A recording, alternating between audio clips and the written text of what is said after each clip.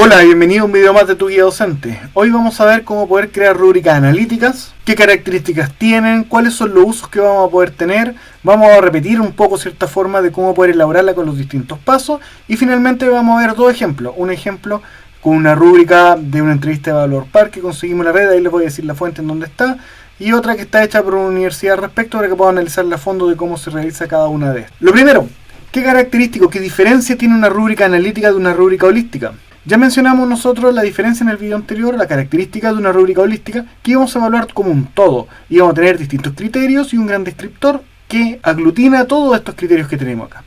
En el caso de una rúbrica analítica, nosotros vamos a tener todos los desempeños, todos estos criterios que nosotros hayamos decidido, que queramos evaluar y que esté relacionado con el objetivo que nosotros tengamos en nuestra evaluación, van a juzgarse por separado. Y cada uno de ellos va a tener su descriptor y su descriptor con cierta graduación. Nosotros acá podemos ir evaluando a medida de que los estudiantes van cumpliendo cada uno de los descriptores que nosotros hemos establecido a priori de la tarea y que los estudiantes ya tienen conocimiento.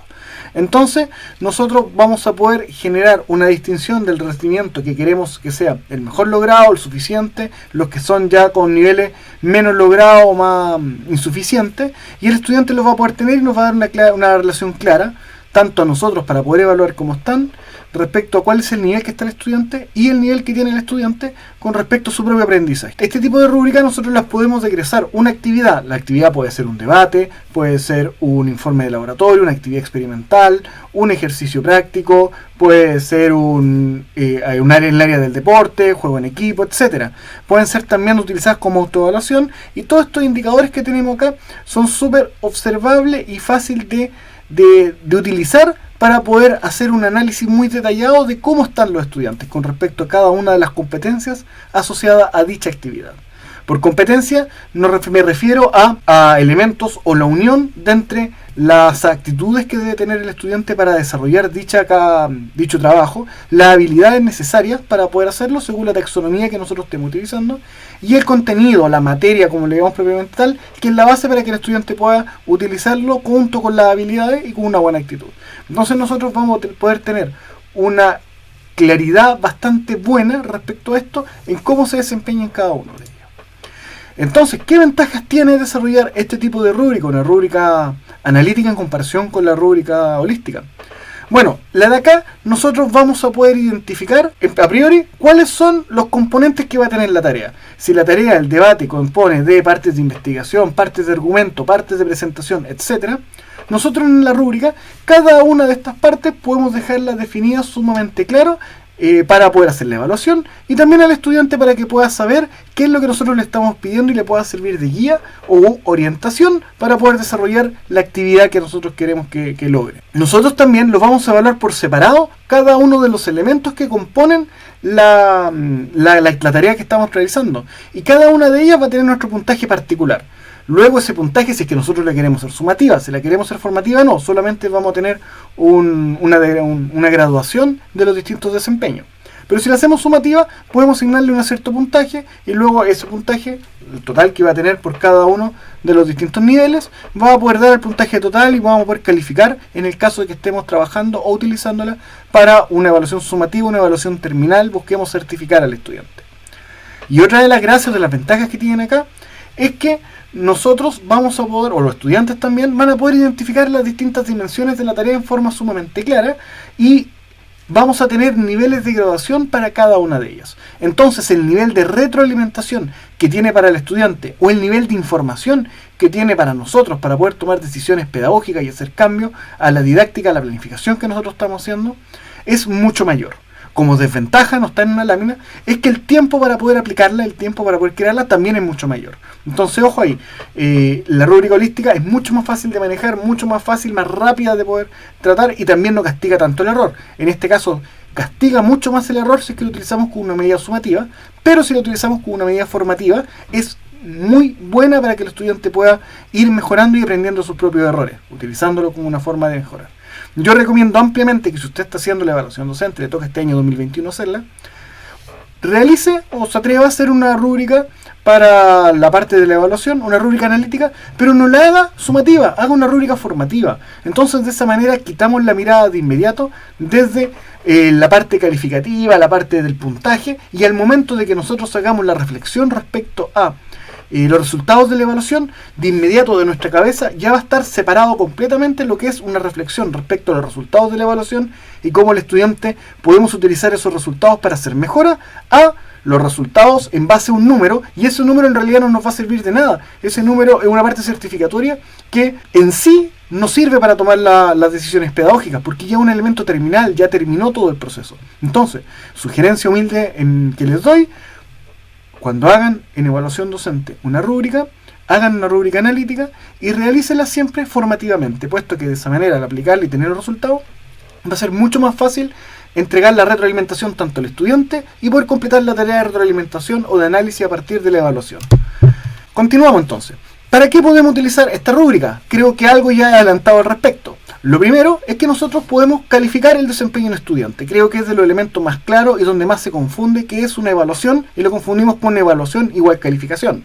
Si bien nosotros a partir de la evaluación podemos certificar al estudiante, no toda evaluación está relacionada con una calificación.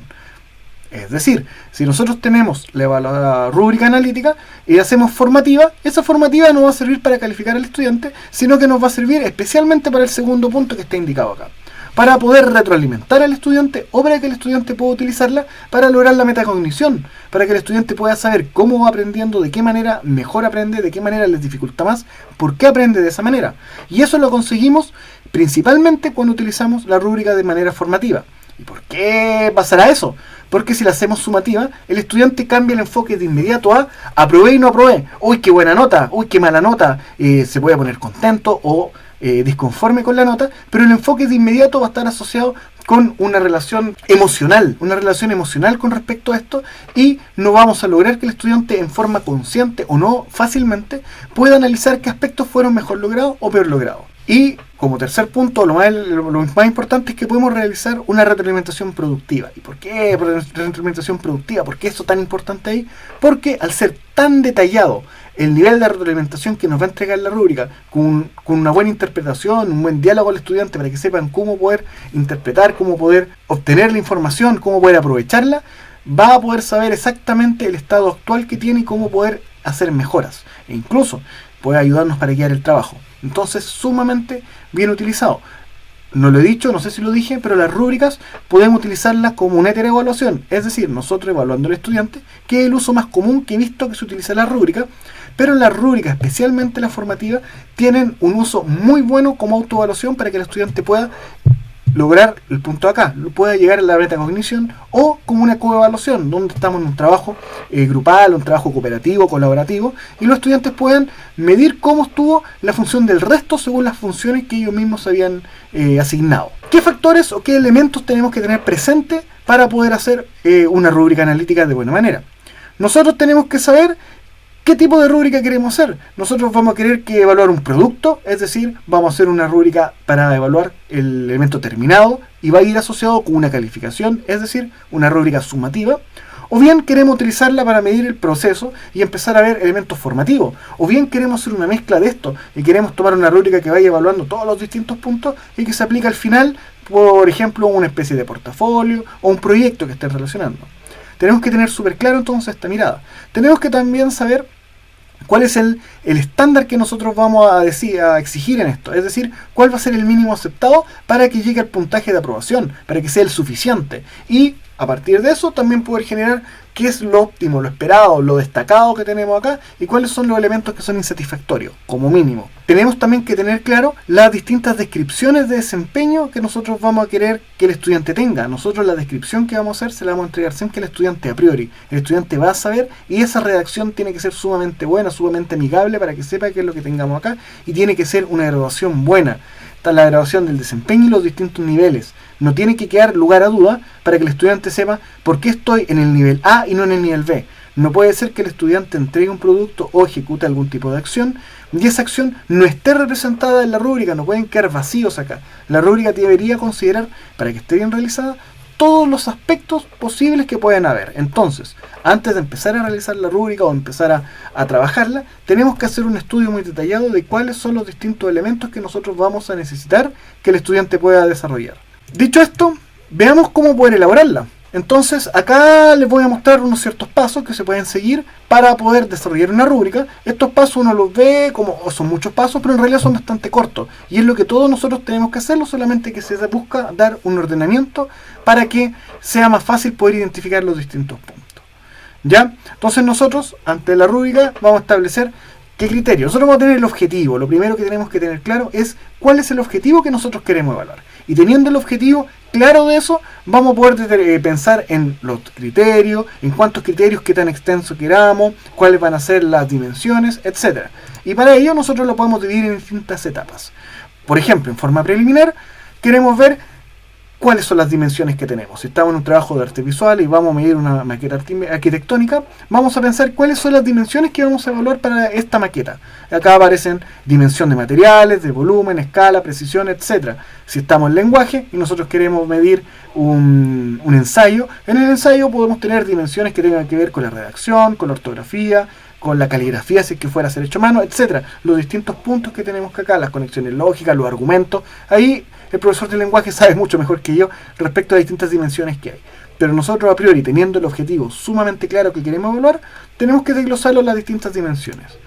Luego que tenemos las distintas dimensiones, este paso no es obligatorio, pero es recomendable que nosotros podamos observar si efectivamente las dimensiones que nosotros tenemos indicadas son todas las dimensiones que van a abarcar en forma completa el objetivo de la clase. Por si se nos olvidó alguna dimensión, o bien tenemos alguna dimensión que se sale del objetivo.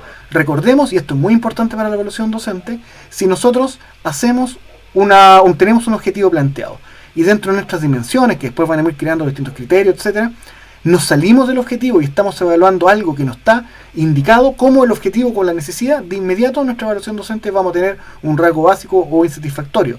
¿Por qué? Porque nos salimos del objetivo, perdemos todo lo que es la coherencia. Esta parte de la coherencia es fundamental. Entonces, antes de tener un error, cuando ya tenemos toda la rúbrica hecha, siempre es bueno darle una mirada respecto, hoy se me olvidó algo, hay algo del objetivo que no esté completo, me he salido del objetivo, y luego de que tenemos eso claro, nosotros vamos a empezar a crear los distintos criterios, los definitivos que vamos a tener acá. Como en el caso de la maqueta arquitectónica, por ejemplo, pueden ser definir solamente 3: materiales, tamaño, escala y volumen y espacio. Luego que tenemos esto, nosotros vamos a empezar a escribir una definición de cada uno de estos criterios. ¿Qué entendemos por respecto a volumen y espacio? ¿Qué es lo que entendemos respecto a argumentos, argumentación, con respecto a uso de hilativos, etcétera? Y de esta manera, nosotros vamos a poder escribir entonces niveles de desempeño para cada criterio. ¿A qué nos referimos con niveles de desempeño para cada criterio? Si estamos, por ejemplo, haciendo debate y estamos buscando una dimensión que tenga que ver con la contraargumentación de aquellos estudiantes, pensemos esa contraargumentación. Está asociado a cuál va a ser el nivel óptimo, cuál va a ser lo suficiente, qué es lo que esperamos, si logra hacerlo con hechos, logra rebatirlo de una manera fundada, etc. Ahí nosotros vamos a tener que estar viendo qué características tiene o cómo nosotros vamos a ver que este indicador que tiene relación con la contraargumentación, cuál va a ser el sobresaliente, cuál va a ser el intermedio o el suficiente, cuál va a ser el insuficiente, y a partir de esto también tenemos que pensar cuántas degradación de aquellas queremos, cuántas descripciones distintas nosotros vamos a tener por una cierta graduación. Luego de que tenemos la rúbrica con los distintos criterios que tenemos, cada criterio tiene su descriptor, los descriptores están realizados de una manera que no queden elementos que están fuera, que tengamos una graduación desde menor a mayor. Nosotros debemos leer y ver si efectivamente todas las dimensiones están bien representadas, si es que no tenemos algún elemento o alguna situación que quede fuera de esto, si es que es justo nosotros cómo podemos indicar entre el paso de un nivel a otro está haciendo de buena manera dentro de los distintos descriptores. Y para ello la mejor forma, yo sé que no todos podemos hacerlo, pero les recomiendo que para la evaluación docente o para las evaluaciones que nosotros queramos tener durante años, la validemos. Y para ello es bueno nosotros hacer la rúbrica, aplicarla hacerla formativamente y ver si los estudiantes entienden la rúbrica, ver si el lenguaje es comprensible, ver si les sirve, ver si al momento de aplicarla existen algún tipo de problema al respecto. Entonces, este proceso de validación es fundamental y deberíamos hacerlo siempre en todo tipo de evaluación. Es importante, nosotros logramos tener una rúbrica que hayamos validado una rúbrica que sea confiable, esa rúbrica la podemos utilizar durante años. Vamos a tener quizás que hacer ajustes pequeños al lenguaje si es que hubiera un cambio en nuestro contexto. Por ejemplo, una mayor cantidad de estudiantes extranjeros que estén...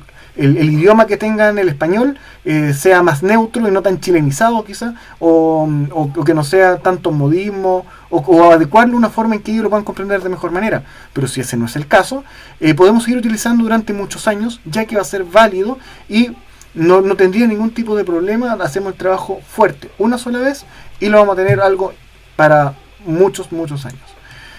Y finalmente, después de hacer esta prueba, si detectamos los distintos errores, vamos a hacer por supuesto una modificación si es que lo encontramos. Si la modificación era de que al momento de ejecutarlo habían estudiantes que no sabía o no quedaba muy claro si estaba en un nivel de desempeño básico insatisfactorio, nosotros vamos a tener que mejorar el descriptor de cada uno de ellos. Si nosotros vemos que un estudiante que al momento de ejecutarlo es muy grande, es muy extenso o es muy pequeño en realidad y nos genera una dificultad para el momento de entregar una retroalimentación eficaz, una retroalimentación buena, entonces vamos a tener que mejorar esos aspectos y por eso es bueno hacer esta validación, esta prueba antes, este muestreo de cómo va a desarrollarse la rúbrica. Y luego de que la tenemos hecha, y este paso es un extra, este es el elemento, siempre tenemos que dársela a conocer a los estudiantes. Si estamos trabajando un portafolio, un proyecto, un debate, etc., al momento de entregar las instrucciones de la actividad, antes de que ellos empiecen a organizar, debemos entregar la rúbrica para que ellos tengan conocimiento respecto a todos los aspectos que se van a evaluar. Recordemos que una de las gracias de la rúbrica es que no solo tiene muy detallados los distintos aspectos que vamos a evaluar, sino que también sirve de guía para el estudiante para que sepa bien qué es lo que nosotros le vamos a pedir y cómo ellos pueden desarrollar un mejor trabajo. Entonces, siempre es bueno recordar que tenemos que entregársela. Y respecto a esto, voy a mostrar dos ejemplos de rúbrica analítica. Estos ejemplos no lo creé yo, traté de buscar algo que nos pueda servir, y el primero de estos son preguntas y rúbrica de Valor Par del año 2015. Esta de acá, desconozco si en realidad es la rúbrica correcta o no, yo no tengo acceso a este tipo de cosas. Coloqué aquí el link donde la extraje, pero ustedes buscan en Scribd, es una plataforma gratuita parece, no sé, yo no puedo descargarla, le saqué un pantallazo solamente porque creo que hay que pagar suscripciones, no manejo muy bien el tema. Pero ustedes colocan pregunta y rúbrica de Valor Par y aparece una gran cantidad de ejemplos. Tomé esta solamente porque es la que podía imprimir pantalla y salía mejor, ¿ya? Pero ahí está el link si alguien quiere ver. Para la pregunta, ¿qué estrategia ha implementado para lograr un uso efectivo del tiempo en sus clases? Acá vemos que tiene un descriptor. Este descriptor de acá no es el descriptor de la rúbrica, sino que es el descriptor del marco de la buena enseñanza, del dominio C, el 4, etc. Y nos dice que está relacionado con la utilización del tiempo disponible para la enseñanza en función de los objetivos de la clase. Ya, estos que están acá son elementos que nos van a orientar respecto a qué es lo que estamos haciendo. En el caso nosotros de profesores de aula, normalmente tenemos nombre, grupo, curso, etc. Viene a ser la relación con respecto a esto y objetivo. En este caso el objetivo es en realidad evaluar este descriptor. No está escrito como un objetivo, pero está relacionado a esto que está acá.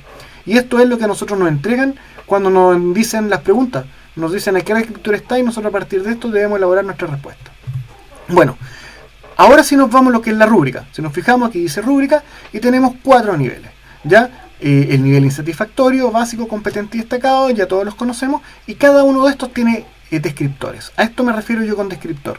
Para cada uno de los criterios, el criterio va a estar asociado a la pregunta: ¿qué estrategias se han implementado para lograr y buscando evaluar?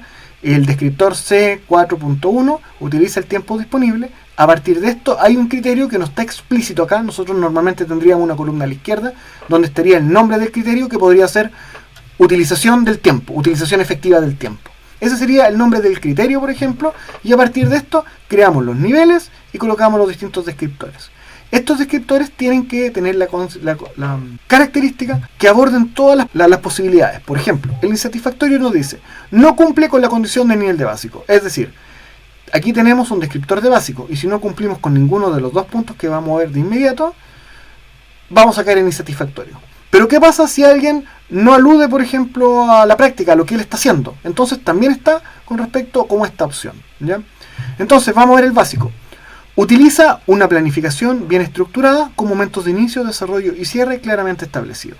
Entonces acá nos dice que en básico vamos a cumplir el primer elemento que tiene que ver con los tiempos de la clase, o esto no es un y, un o cumplimos la de abajo.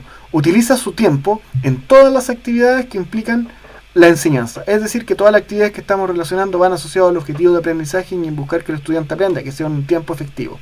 Entonces, si nosotros cumplimos lo de arriba o lo de abajo, estaríamos en el básico. Luego tenemos el competente, que viene a ser el mismo descriptor, pero fíjense cuál es la diferencia gigante. Es que en el caso del competente tenemos el I. Es decir, de inmediato, para cualquier persona que lo esté viendo, queda sumamente claro si la persona está en competente, en básico o en insatisfactorio. Es decir, cumple con ambos enunciados del descriptor, es competente. Cumple solamente con uno, ya no es competente, nos vamos a ir a básico. No cumple con ninguno de estos, estamos en insatisfactorio. Entonces, de esta manera, no hay opciones a equivocar, a que haya un error o que haya un problema de que alguien que revise esto o que nosotros tuviéramos como retroalimentación, que lamentablemente no la tenemos, este sistema no nos retroalimenta de buena manera. Nosotros podríamos tener dudas con respecto a por qué estoy en este nivel y no en este. Y luego tenemos un destacado. Y decimos, oh, destacado, ¿qué pasa? Aquí nos dice, cumple con la condición de competente y además, o sea, para ser destacado tenemos que cumplir la primer elemento, el segundo elemento y además un tercer elemento. Entonces, lo que estamos haciendo en esta rúbrica es ir agregando condiciones en nuestros niveles. En el primer nivel insatisfactorio, 0 condiciones. En el nivel básico, 1 condición. Nivel competente, 2 condiciones. Nivel destacado, 3 condiciones. ¿Ya? Si fueran, por ejemplo, algo relacionado con la ortografía, nivel insatisfactorio pueden ser más de 10 faltas de ortografía, nivel básico entre 9 y 6, nivel competente entre 5 y 3, y nivel destacado 2 y 0, quizás. Entonces ahí también tendríamos la lógica de la graduación, la lógica de que sea una cantidad de un número, un porcentaje de logros que están respecto a esto. Y en este caso el destacado es entonces los 2 elementos del competente más explicar la importancia de planificar sus clases y maximizar el tiempo de la enseñanza por medio del uso de rutinas efectivas y transiciones fluidas, aceptando la actividad de las necesidades derivadas de los ritmos de aprendizaje del estudiante. Y aquí no nos vamos a enfocar respecto a esta pregunta, yo insisto, no sé si es la correcta o no, si es la oficial, la encontré en la página de script.com, ahí ustedes pueden buscar una gran cantidad. Lo que me interesa a mí es cómo se confecciona una rúbrica y ver un ejemplo ya creado por Docente Más, creo que es el que hace estos elementos, de cómo se realiza una rúbrica entendiendo estos puntos. Bueno, este es el segundo ejemplo que vamos a ver de la rúbrica. Esta rúbrica, como les dije, tampoco fue creada por mí, es una rúbrica creada por la Universidad Estatal de Sonora. Esta es una universidad mexicana, entiendo, y una rúbrica pensada en evaluar debate. Entonces, acá tenemos datos de identificación solamente en la parte superior, donde vemos el nombre de la institución, nombre del curso, la fase en que se va a utilizar, etcétera, nombre del alumno, y nosotros podemos tener nombre, curso, fecha, etcétera, los distintos aspectos. Acá vemos, luego que tenemos estos datos de identificación, en este elemento no aparece aquí el objetivo. Lo que nosotros recomiendo siempre es que nosotros en mes de ejercicio acá coloquemos el objetivo, y el objetivo puede ser el tema de debate, tomando en cuenta la actitud que tenga acá, los argumentos, los contraargumentos, las posturas, las defensas de las posturas, los medios verificadores, etcétera. Lo que usted quiera tomar para el momento de hacer esto, que lo tenga escrito en una forma impecable en el objetivo. Y luego de que tiene esto, a partir del objetivo, usted va a empezar a crear los distintos criterios. Acá le llaman aspecto de evaluar. Estos que tenemos acá son los criterios que nosotros podemos desglosar del objetivo. Entonces, vamos a tener el objetivo grande y a partir de ese objetivo nosotros vamos a tener en el caso, por ejemplo, actitud firme respecto a su postura, capacidad de escuchar a sus compañeros, respeto hacia los demás compañeros, respeto para el uso de la palabra, vocabulario utilizado, fluidez de las ideas, argumentación del sustento y la idea, conocimiento y dominio del tema, hizo referencia o se apoyó citando a otros autores, el tono de voz que utilizó y las conclusiones superan el argumento. Estos son los aspectos que la persona o grupo de personas que crearon esta rúbrica de debate tomaron como sus criterios, extrayéndolo del objetivo que ellos querían conseguir o que el estudiante consiguiera respecto al debate. Entonces, primer consejo importante, darnos cuenta de que la totalidad de estos criterios estén contenidos completamente en el objetivo. Es decir, que la suma de todos estos criterios sea el objetivo completo y por otro lado, que no haya ninguno de estos criterios que se salga del objetivo. Si por algún motivo nosotros tono de voz empleado. El tono de voz no está asociado a un objetivo. En ningún momento nosotros hicimos referencia a inflexiones de voz o que él se escuchara o confianza o distintas partes donde nosotros podamos sacar este criterio. Entonces este criterio estaría fuera y perderíamos todo lo que es la coherencia. Entonces, súper importante, y por eso es que dedico tiempo acá para esto, es que este criterio tiene que estar completamente integrado, completamente contenido en el objetivo. De esa manera, usted va a recordar lo que es la coherencia y en la evaluación docente le va a ir mucho mejor. Segundo punto, o segundo elemento acá. Nosotros definimos cuáles son los distintos niveles. En este caso, usted los puede definir desde el nivel mayor a menor o menor a mayor. Esto es decisión suya de cómo quieran hacerlo. Incluso la cantidad de columnas, usted puede tener aquí el nombre del descriptor con el puntaje y una columna final en donde usted va a colocar el puntaje que obtuvo para cada uno de estos criterios. ¿Ya? Entonces acá lo que hicieron fue hacerlo y colocar la columna en vez de una al final, colocarla en cada uno, una X, por ejemplo, marcar con una X si fue competente básico, competente intermedio, etcétera. Los nombres que usted le da a estos niveles son sumamente importantes, porque esta pauta la va a conocer el estudiante, y si usted coloca nombres que de presencia sean sumamente fuertes, puede causar que el estudiante se desmotive, puede causar una impresión, el estudiante que en realidad le cree rechazo. Si colocamos acá, por ejemplo, en vez de no aprobado, como incapaz de hacer la actividad, chuta, suena súper feo, incapaz de hacer esto, entonces en ningún caso tiene que tener mucho cuidado con el lenguaje.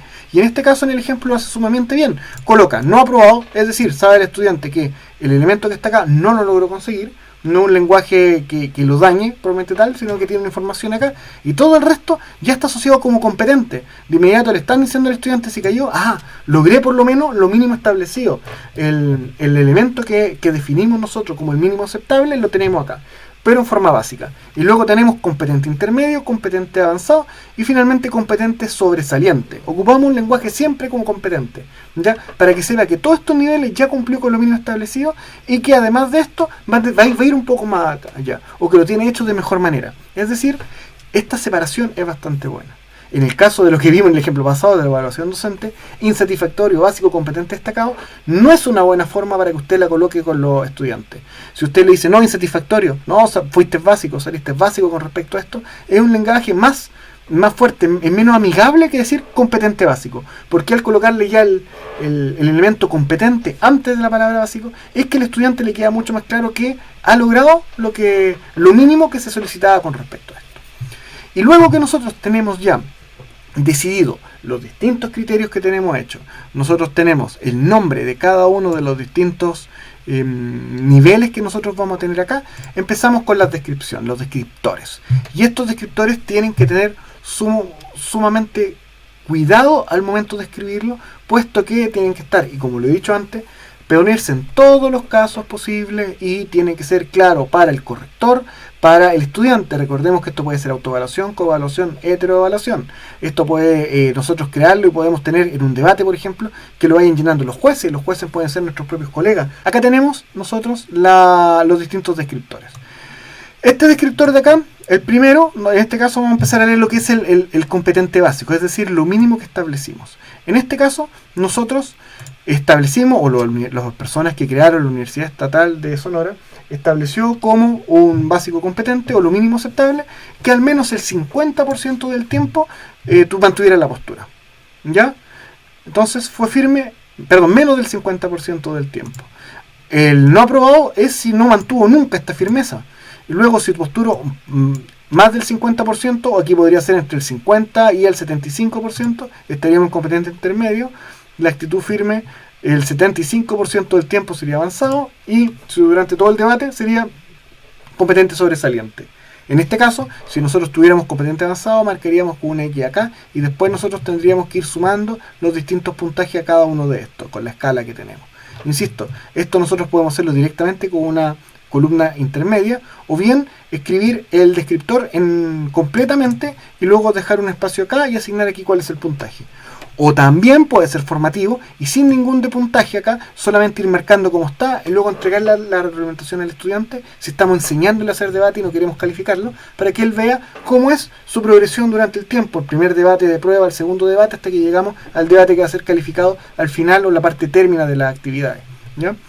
Esta acá entonces tenemos una descripción en forma cuantitativa del tiempo. Estamos enfocándonos, la separación entre cada uno de los descriptores está enfocado a porcentaje de tiempo que tenemos. El segundo, capacidad de escuchar a sus compañeros.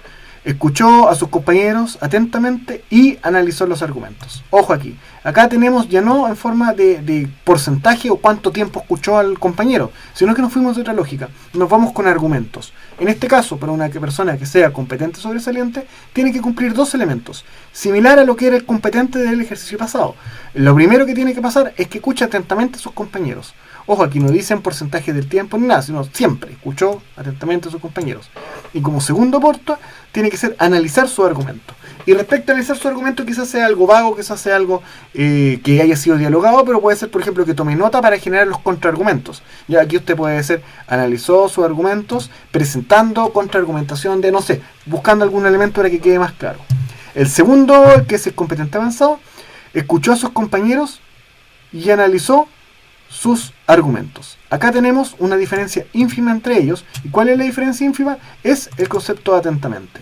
Es decir, en algún momento el concepto de atención es el que nos va a dar la diferencia. Entonces, el atentamente podemos asociar lo que sea durante todo, cada vez que hablaba los compañeros estaba poniendo atención, colocando notas, tratando de analizar los argumentos en todo momento, y esto es si es que hizo ambas cosas al menos alguna vez.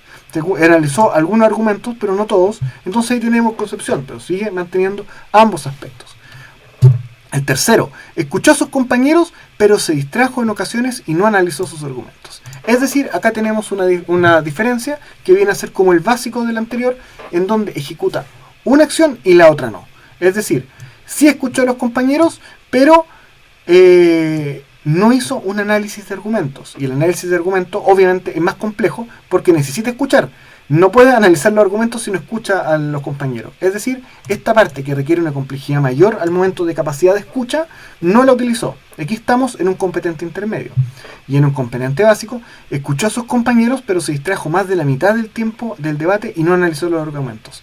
Esta parte tiene que estar acá, el no analizar, porque es imposible que el estudiante analice los argumentos si no escucha. Entonces hay que tener mucho cuidado al hacer esta diferencia de criterio, esta parte de los descriptores, que los elementos que nosotros le vamos restando o le vamos sumando entre cada uno de los dos niveles, tiene que tener una coherencia. Si nosotros llegáramos a cometer el error de colocar, el compañero analizó los argumentos de sus compañeros, pero no se distrajo y no los escuchó, eso ya de inmediato nos suena mal, alerta, y tenemos un elemento de que no tiene lógica lo que estoy colocando. El descriptor tiene que ser sumamente lógico. Y el no aprobado es que no escuchó a sus compañeros ni analizó los argumentos. Si usted se fija, desde el competente intermedio, el elemento de analizar los argumentos está completamente fuera. Solamente está asociado con la escucha del argumento, pero aparece acá como un extra para que quede sumamente claro de que alguien diga, ¿qué pasa? Por si algún observador dio, pero en un momento sí hizo un análisis con respecto a esto, pero nunca lo estuvo escuchando, sé que estuvo conversando, mirando, haciendo cualquier otra cosa, jugando con el celular, desconozco, estoy poniéndome Excel. Entonces quizás en realidad lo que él mencionó no fue un análisis de un argumento, sino que sea algo planeado que tenía y que fue coincidencia, ¿ya? Pero es bueno colocarlo acá porque si alguien está no muy familiarizado con esto, dice, ¿en dónde lo coloco si no hay nada que diga escuchó a sus compañeros? Perdón, no escuchó a sus compañeros, pero sí analizó porque dijo tal cosa y le pareció. Entonces tiene que estar acá para que sea súper claro al momento de que una persona vaya a utilizarlo, o la retroalimentación también sea súper clara. Nos vamos a analizar unos cuantos más para que no se extiende mucho más el video, pero vamos a ver el tercero.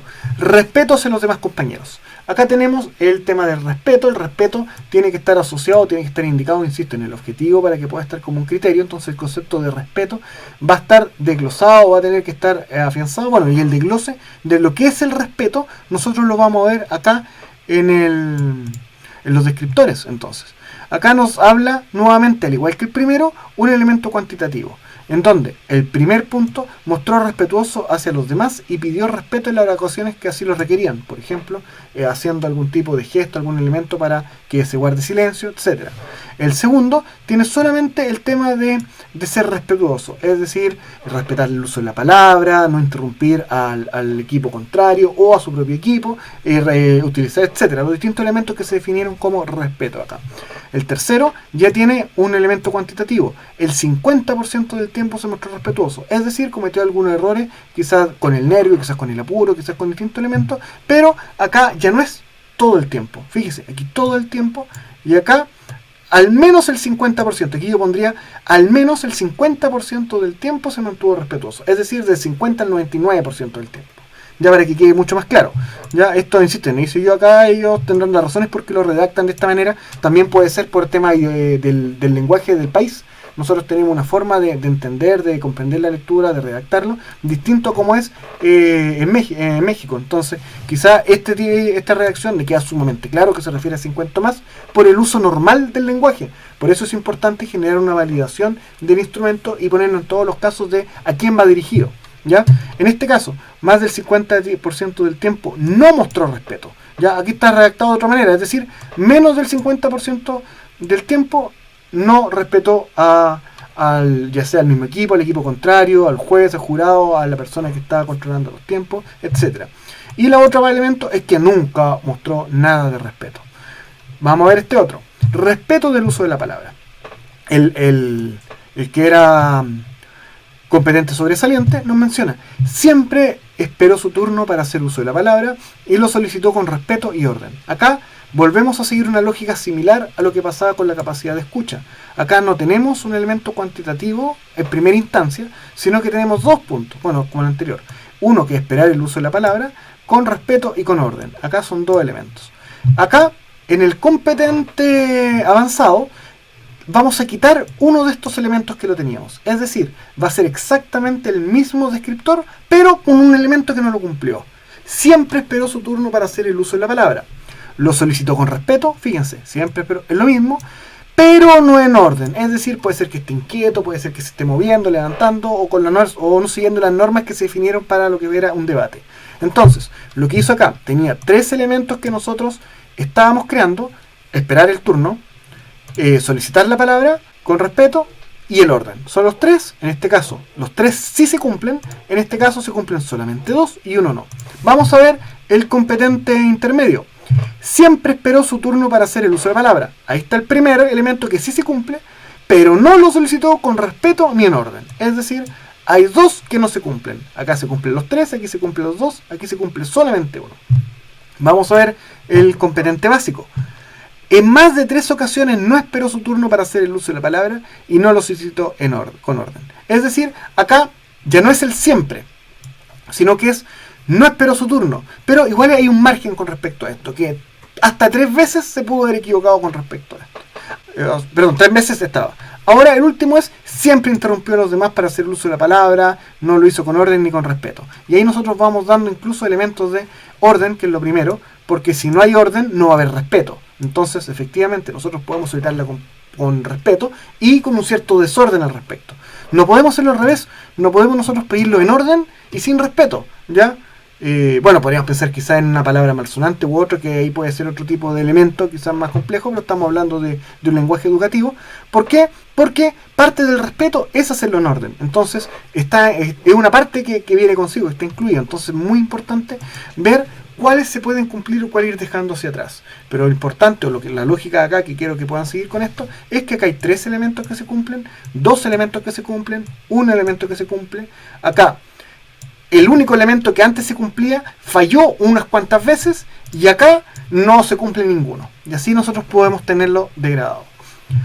Respecto al vocabulario, yo creo que ya va a ser la última que voy a conversar con ustedes. Sería el vocabulario utilizado acá. El vocabulario fue sobresaliente, el vocabulario fue correcto, el vocabulario fue incorrecto en 2 o 3 ocasiones, es decir, hubo problemas de mal uso respecto a esto, acá en 3 ocasiones, y no fue el adecuado. Esta quizás es la que un poco menos de acuerdo estoy, porque es complejo poder ver cuál es la diferencia entre el sobresaliente y el correcto. yo les respeto a los creadores acá, pero quizás podría explayar un poco más. Fue sobresaliente, haciendo uso de, no sé, al colocar algún elemento más para que al estudiante y a las personas que lo apliquen quede mucho más claro con respecto a esto. Pero insisto, esto hay que ver cuál es el marco en que se creó, cuáles son la cultura que tiene el quinto país, quizás se entiende, el concepto tiene una otra lógica distinta. Esta rúbrica se las voy a dejar a ustedes en la plataforma y en el primer comentario fijado de YouTube, por si quieren seguir viendo los distintos elementos, quieren utilizarla o adaptarla. Pero recordemos que al ser una rúbrica de otro país hay que hacer una validación con respecto a esto, es decir, ver que todos los elementos que están acá sean comprensibles para nosotros, para nuestros estudiantes, para las personas que lo van utilizando, el grupo objetivo, ¿ya? Y finalmente, no hemos terminado acá. Esta es una rúbrica sumativa, es una rúbrica terminal. ¿Por qué lo sabemos? Porque va asociado a un puntaje. Ese puntaje nosotros podemos colocarla o no dependiendo de la naturaleza que definimos que fuera nuestra rúbrica. Si la rúbrica tiene una naturaleza formativa, no vamos a tener un puntaje. Si es sumativa, para buscar una certificación, sí lo va a tener. En este caso, como es certificatoria, nosotros vamos a asignar y cada una de las X que marcamos acá o de los puntos que estamos marcando va a tener un puntaje asociado. Entonces tenemos que tener un elemento, un lugar donde nosotros podamos contar, y tenemos acá. Nosotros vamos a colocar el subtotal de cada uno, vamos a ir sumando el puntaje que obtuvo en el criterio, en el último criterio, en el penúltimo, antepenúltimo y así, etcétera. En cada uno de estos vamos a ir contando el puntaje, el subtotal de cada uno de ellos y cuál es el total que obtuvo el estudiante con respecto a esto. Y luego, en base a la norma que nosotros estamos fijando, si es 60, 50%, 70, etcétera, dependiendo de su establecimiento y el reglamento de evaluación que hayan acordado como consejo de profesores, usted va a poder ocupar una escala para dicho elemento y poder saber cuál es la calificación final del ejercicio, poder anotar. Acá aparece la fecha y aparece en algún elemento. Otra cosa súper importante en las rúbricas, que no lo había mencionado antes, porque la rúbrica anterior no lo tenía, ya que nosotros no tenemos acceso a esa rúbrica. Esa aparece ahí porque subieron en script. Pero es bueno en las rúbricas tener un elemento de observaciones. ¿Por qué? Porque una de las características, lo he mencionado muchas veces, de la rúbrica es que tienen una capacidad de entregar información, de retroalimentar al estudiante, retroalimentar lo que es el proceso. Y de mejor manera se hace cuando hay una observación. Y finalmente tenemos la instrucción acá. Colocar una X dependiendo de la evaluación. Es decir, la instrucción. La instrucción puede estar indicada abajo o puede estar indicado arriba. Eso es la elección de cada uno. Y bueno, eso sería un video que quedó bastante largo, pero este es uno de los elementos que más se utilizan en evaluación docente para quienes hacemos pautas de observación. Espero que le haya servido este video. Si tienes comentarios, hay algo que me equivoqué, algo que quiera acotar, algo que quiera apoyar, por favor déjalo en la bandeja de comentarios. Puedes hacerlo también en la página www.tuguiadocente.cl. Ahí está todo el material disponible, todo el material es gratuito, te invito a que lo veas. Ahí también va a estar alojado esta rúbrica y los distintos materiales que vamos creando, y también puedes unirte a las redes sociales. Estoy en Facebook, Twitter, Instagram, LinkedIn. Puedes encontrarlo como Tu Guía Docente, todo junto, de esta manera aparece. Y también en YouTube, Tu Guía Docente, todo junto. Te invito a que te suscribas, eso me motiva a poder seguir haciendo estos videos, ya que todo lo que estoy creando es gratuito y para todos ustedes, para que podamos crear una comodidad. Eso sería. Mucho ánimo, mucha fuerza en esta cuarentena, este trabajo a distancia, está siendo todo muy agotador. Por eso también he tenido que distanciar un poco mis videos. Estaba haciendo 2 a la semana, pero ahora con la finalización del trimestre está siendo muy complejo eso. Pero espero que estén muy bien, cuídense, adiós.